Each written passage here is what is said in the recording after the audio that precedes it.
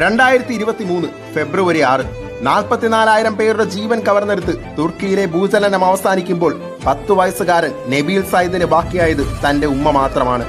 അഭയാത്ര ക്യാമ്പിലെ ഉറക്കമില്ലാ രാത്രികളിൽ എപ്പോഴോ ഭക്ഷണവുമായി എത്തിയ സൗദി രക്ഷാ പ്രവർത്തകനോട് നബീൽ സയ്യിദ് ഒരാഗ്രഹം പറയുന്നു.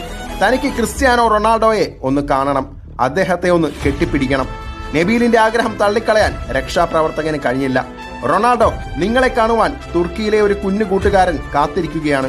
രക്ഷാപ്രവർത്തകൻ തന്റെ സോഷ്യൽ മീഡിയയിൽ നബീൽ സയ്യിദിനെ കുറിച്ച് വീഡിയോ പോസ്റ്റ് ചെയ്യുന്നു.